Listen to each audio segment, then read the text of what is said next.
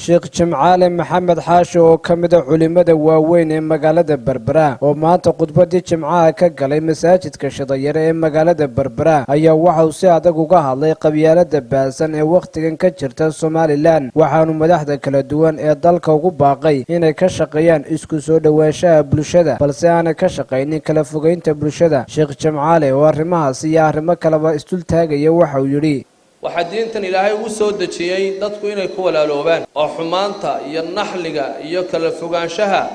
dadku intay ka baxaan oo waxa intay meel iska dhigaan islaamnimada ay qaataan taasa tajmacu bihim qulub taasa qalbigoodu ku urursamaya ay ku midoobayaan. al-asabiyyatu wa atharuha fil mujtama' wa kalmadeena maanta asabiyada iyo sida ay mujtamaceena u fasahaadisay waana ta u baahan mudnaanta koowaad in la siiyo oo aynu iska waarino. sheekh iyo shariif dalkeena iyo Soomaali meel kasto ay joogto waxa maanta fasahaadiya waa qodobka weyn. waxa nabigu calayhi salaatu wasalaam inna allaha qad adhaba ankum ubiyat al-jahiliya dadaw ilaahay waxa uu idinka kaxeeyay oo ilaahay idinka fogeeyay ubiyat al-jahiliya jaahilnimada xumaanteedii. jaahilnimadu waa diilaanta waa gaalnimada weyn. ilaahay wuxuu idinka kaxeeyay oo ilaahay idinka fogeeyay dadaw jaahilnimada xumaanteedii. jaahilnimada nabigu sheegay waa baxay waa qabyaalada weyn. tusaale iyo cilaaqa ayuu ka dhaxaysiyay nabigu calayhi salaatu wasalaam. qofka ummadda waxa ku afuufaya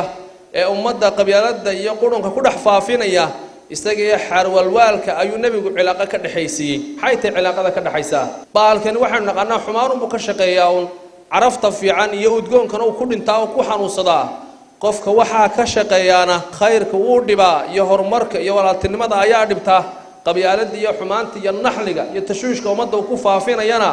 وكرة حيستايو سدا حر والوالك ويا النبي عليه الصلاة والسلام وحلي النبي عليه الصلاة والسلام ليس منا من دعا إلى عصبية أدان نهايتك مسلمين تا نجمد ماها أو نجمتشرو من دعا إلى عصبية كعلك قبيلة تاجي قبيلة كم باقية أنك نجمد ما هبا النبي عليه الصلاة والسلام وليس منا من مات على عصبية أنك نجمد معها ككل انتي عصبيات كل انتي أم بقبيل كل انتي أو جيو كجود قلي كاس نجمد ما هبا النبي عليه الصلاة والسلام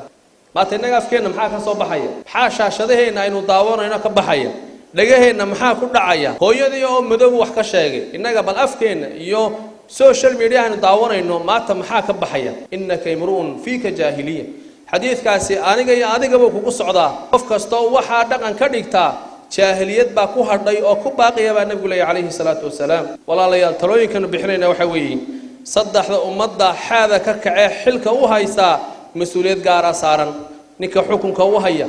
ينك حير كوهيا ينك حرف كوهيا با وعيانت أمضى أولو الأمر إلى هاي شيء وصدح ذاوي صدح راسي ومدة عدي نموت في عن النقدان ومدة أري كان يكوعد الجليان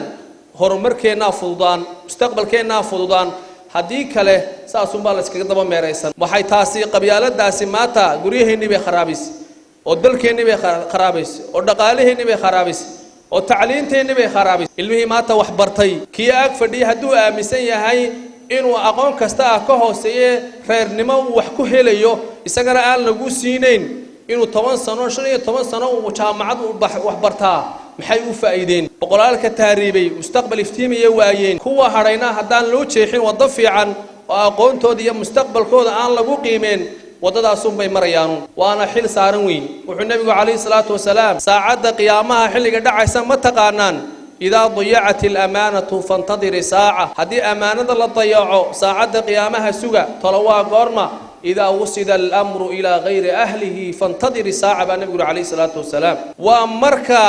طلب مسلمين يمش مسلمين تلقوه جامين يلور ديبو قفانكو هبونين إذا أنا قنت يدي لهين أما مادية هات أما دينا هاته مرك أمضي إذا أنا هو جامين يو أم بحلو هين يا كي أقون طلعانو مره وهكذا أساس ويان أقونتين وين ما تدت كان وحبرتي وين هوجان كاي نقدانوي هذه لكن الإصطافة حديث كاسات تاجن النبي قلنا شيء عليه الصلاة والسلام كو حكم كأنه أي حلبة صارن إنه يمضى بديان ومضى قلبي يقول يسكسو كذا أو وحن شاشة هنا كبحي أي نجح كميان الدجاه هنا كل عيا الداير مستقبل وحبران لهيد معلومة بدت كده وين شاشة ده وصوف فردية waxaanay dhagahaynu raalli ka ahayn ku dhacaya xil baa saaran ummadda ka xakameeyaan oo mas'uuliyadda saaran ha ku qabtaan ilaahay baa mas'uuliyad saaray kullukum raacin wa kullukum mas'uulun can ra'yati ilaahay baa mas'uuliyadda wallahi waa weydiinaya oo billahi ilaahay waa weydiinaya inuu ka dhaafin waqifuuhum innahum mas'uuluun iyaga ka mas'uula waxa ummadda iyo dhalinyarta iyo dadka awliyada ilaahay dhagooda ku bacaya